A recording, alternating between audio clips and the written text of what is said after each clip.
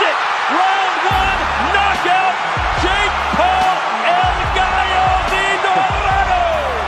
Another first-round stoppage for the problem child. He told us round two, but he delivered it 1 round earlier. Outstanding performance from Jake Paul. Man, Jake set that up with some good offense, jabbing up top, jabbing to the body. That was a perfect setup, man. He had good...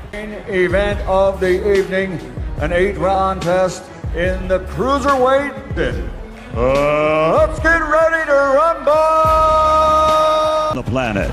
KO punchers of all times, the 2-time heavyweight world champion of the world, Iron Mike Tyson! Anticipated fight between Jake Paul and Mike Tyson has a new date. They'll face off in AT&T Stadium on November 15th. And they've stopped at round 1 knockout. Jake Paul need another first-round stoppage for the problem child. He told us round 2, but he delivered it 1 round earlier. Outstanding performance from Jake Paul. Man, Jake set that up with some good offense, jabbing up top, jab it to the body. That was a perfect setup, man. He had good. Jake Paul versus Mike Tyson on Netflix. Yep, that's a sentence I never thought I'd say in 2024. But here we are living in a timeline where a YouTuber can face off against a boxing legend, and it somehow makes perfect sense. Main event of the evening, an 8-roundist in the cruiserweight. Let's get ready to rumble. Sure, the match was officially set for November 15th, but in classic Netflix fashion they decided to drop the Edge showdown early, because who needs a normal release schedule when you have Jake Paul in the mix on the planet? Coup punchers of all times, the 2-time heavyweight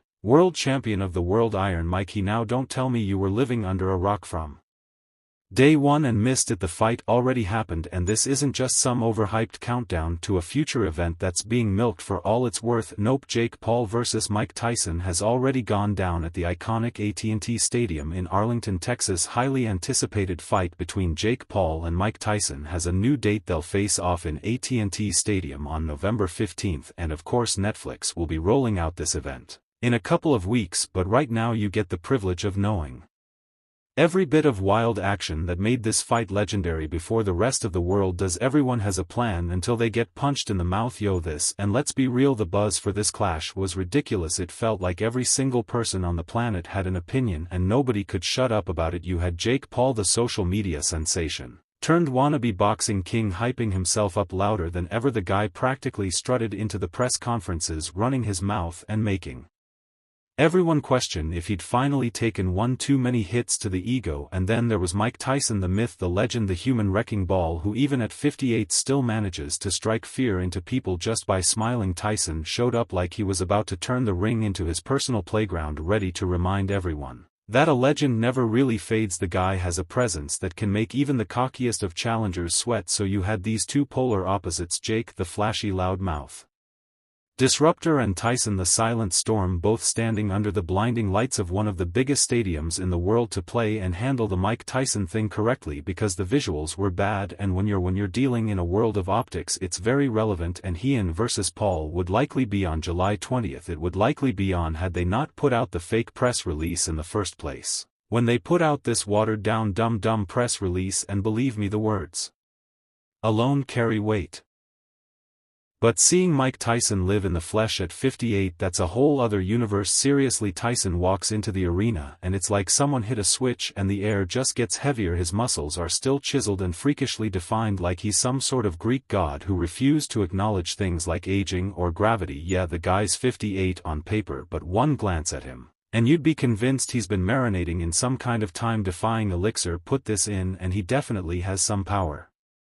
Trust me, he didn't just roll out of bed and hope for the best. No, Tyson was grinding it out in the gym like his life depended on it, bringing all that old school brutality mixed with some high-tech training wizardry. We're talking crazy state-of-the-art workouts, sparring that would leave even hardened fighters wincing, and drills that had seasoned coaches raising their eyebrows. Music. 10 days, baby, 10 days. Now think about the contrast. Jake Paul's been out there living his best influencer life, vlogging, pranking and stirring up drama like the internet's favorite chaos magnet. Meanwhile, Tyson's been locked in beast mode, laser focused and transforming himself with an intensity you'd expect from a dude half his age. This wasn't just about getting ripped. Tyson's power was still there, that bone-crunching force that put so many opponents and his opponent across the ring. Fting out of the red corner wearing 83 6 pounds. In fact, experts were whispering that this older, more refined Tyson was somehow even scarier, that his punches were now surgical strikes still packed with enough devastation to end a fight before you could even blink. Jake and his camp, clearly they hadn't prepared for just how terrifying that could be. And then there was Tyson's headspace. It was a total reinvention, a mental overhaul. He was calm, focused,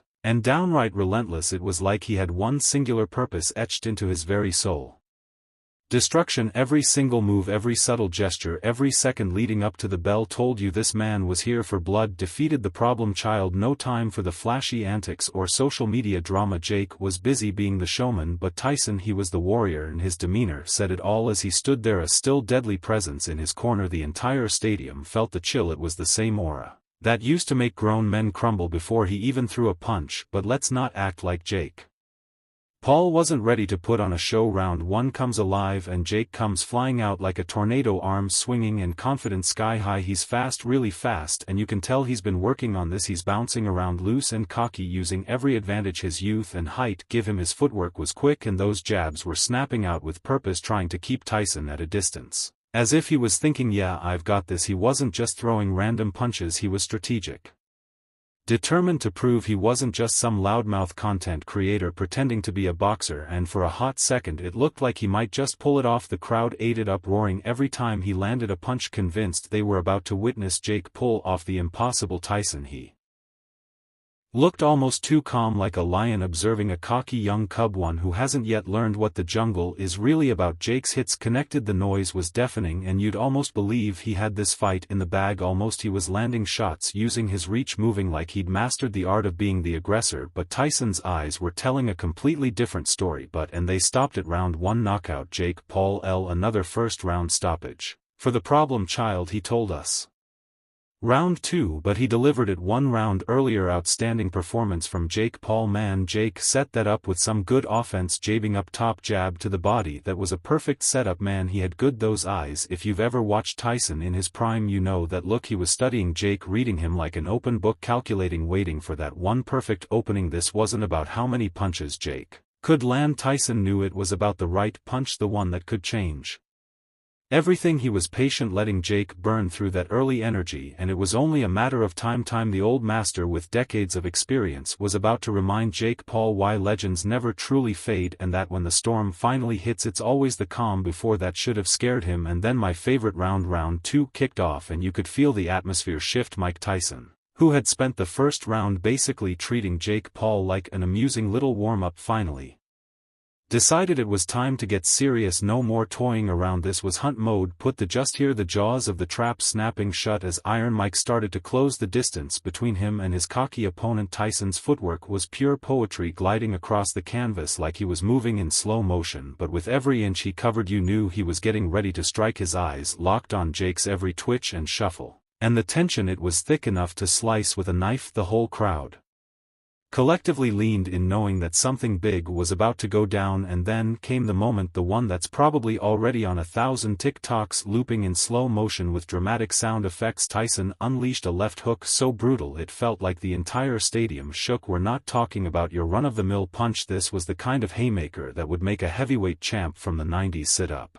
and take notice. The sound, a sickening bone-rattling crack that echoed like a firework and sent shivers down spines. Jake Paul didn't just get hit, he got rocked. His knees buckled like they'd forgotten how to do their one job, and the look on his face, priceless, shock, disbelief, pain, like he just realized he'd made some terrible life choices. The crowd was absolute chaos, thousands of fans gasping, hands flying to their mouths because they knew they'd just witnessed something insane. Jake stumbled trying to shake it off, but you could see the swagger drain right out of him. The dude who had strutted into the ring full of bravado and now looked like he was seriously rethinking this whole taking on Iron Mike thing. Tyson, meanwhile, was in full beast mode. His eyes were cold focused and he could smell blood in the water. Jake was wobbling, trying to put on a brave face, but everyone could see it. He was vulnerable, and Tyson knew exactly what to do with that. By round 3, Jake Paul was a walking mess. Tyson's left hook had done serious damage, and Jake was slowing down his movements, losing that early